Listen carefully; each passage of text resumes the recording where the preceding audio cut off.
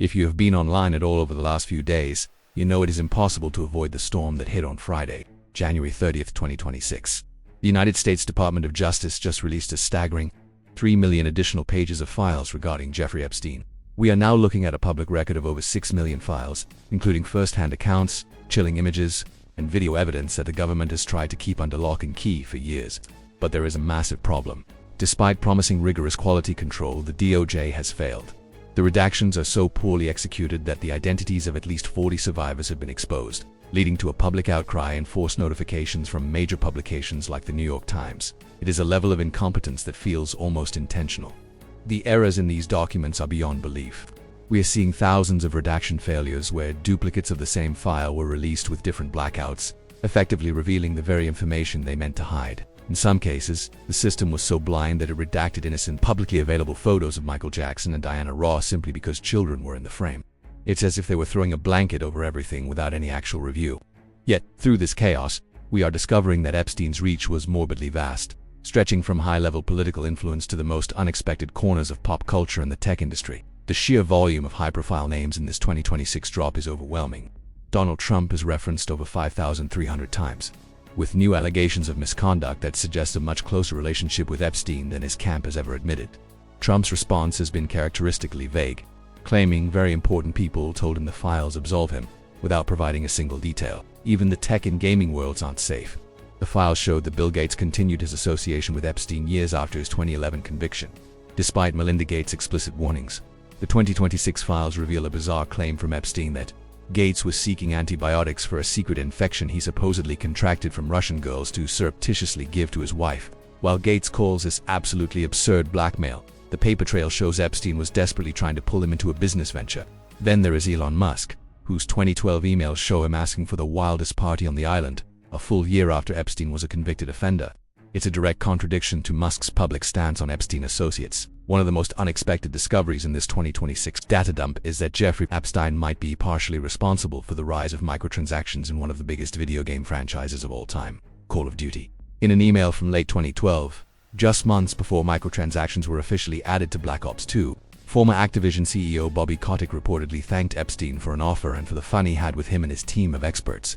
This correspondence, involving Epstein and a technologist named Pablo Holman, reveals a disturbing agreement on the future of gaming. Holman is quoted in the files saying, "I'm all for indoctrinating kids into an economy," a phrase that has sent shockwaves through the gaming community.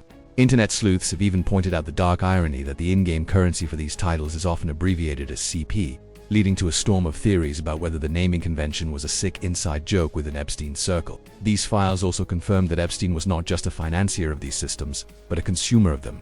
In December 2013, Epstein was officially banned from Xbox Live, and the 2026 documents show the timeline of that ban was twofold. Initially, he was kicked for harassment, threats, and verbal abuse of other players, suggesting that a billionaire was spending his free time arguing with and threatening teenagers over a headset.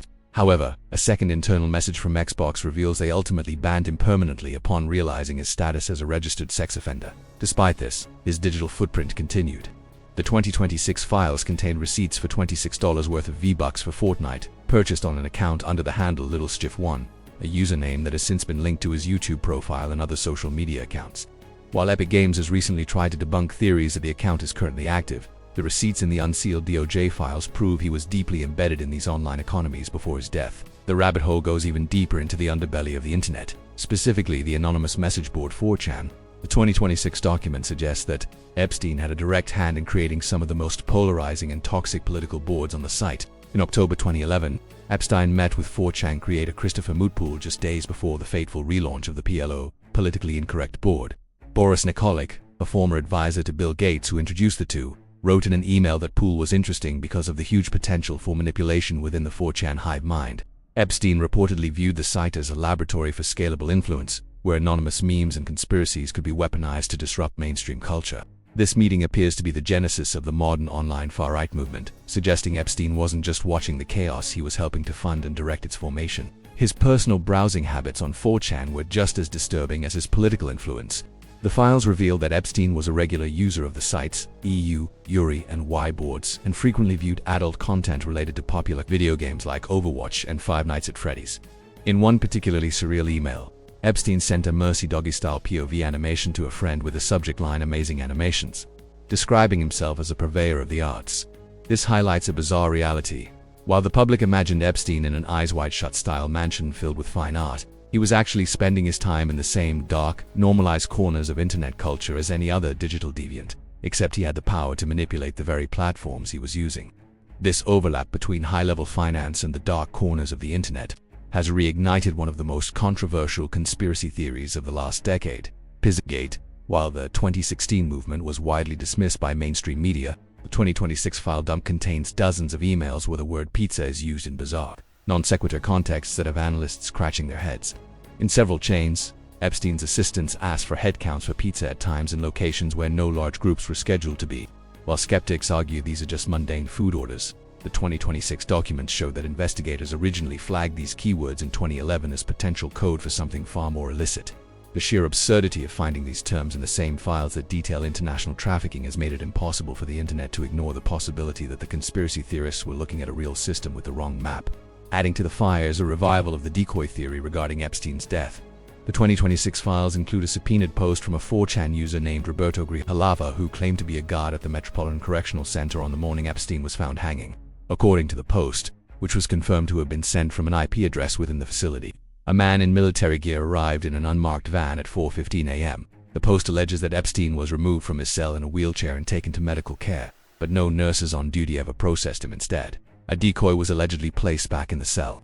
While the Department of Justice continues to maintain that Epstein died by suicide, the fact that this specific 4chan post was used as evidence in a 2026 court proceeding has given the decoy narrative a level of institutional weight it never had before. Beyond the guard's testimony, the 2026 documents highlight the physical, bizarre nature of the island itself. Photos that were previously suppressed show structures that look more like a cult compound than a vacation home. We are seeing images of striped houses in a room that appears to be a mock dentist's office. But instead of medical equipment, it is filled with handcrafted face masks that bear a striking resemblance to well-known public figures. These findings have led to intense discussion online about masking parties and psychological operations that Epstein may have been running on his guests to ensure their absolute silence. The absurdity of these images, combined with the poorly redacted names of survivors, has created a sense of morbid fascination that is currently deafening on social media. The most disturbing realization from the 3 million pages released this year is the sense that we are looking at a shadow world that was normalized by those at the top. It wasn't just an eyes-wide-shut fantasy, it was a reality where billionaire CEOs were arguing about Call of Duty while managing global human enhancement projects. The files show that the people we trusted to run our tech, our banks, and our government were not only aware of Epstein's world, but were active participants in its growth. The discussion is no longer about whether Epstein was a monster. That is a settled fact. The discussion in 2026 is about how many monsters are still walking among us, protected by the very redactions the DOJ is currently struggling to maintain. The digital firestorm surrounding the January 30th, 2026 document dump has highlighted one of the most polarizing and bizarre discoveries yet: the Baal bank account. In a series of financial ledgers released by the Department of Justice, eagle-eyed internet sleuths pointed to a line item that appeared to show a bank account literally named after the ancient Canaanite deity, Baal. This discovery immediately sent the internet into a frenzy, with many connecting it to theories of ritualistic sacrifice and the occult. However, a deeper investigative look at the raw files suggests a much more technical, yet equally frustrating, explanation. Forensic data analysts have pointed out that the word Baal likely appeared due to an optical character recognition (OCR) error. In several other versions of the same document, the text clearly reads bank name, but the poor quality of the scan caused the software to misinterpret the characters. This hasn't stopped the discussion. However, as many argue that for a man with Epstein's resources, leaving behind a glitch that looks like a demonic reference is exactly the kind of psychological game he played. Beyond the digital glitches, the 2026 forensic analysis of the physical grounds at Zorro Ranch in New Mexico has moved from speculation to terrifying reality. While the public was long told that Epstein's interest in eugenics was merely a philosophical curiosity, the unsealed blueprints and contractor logs tell a different story. Investigators have now identified specific biological vaults located beneath the main estate. These weren't just safe rooms. They were high-tech, climate-controlled environments designed for the long-term storage of genetic material. According to the 2026 subpoenas of the construction firms involved, Epstein was obsessed with seeding a future generation with his own DNA, and had commissioned the development of an artificial intelligence system to track the optimization of traits among his donors.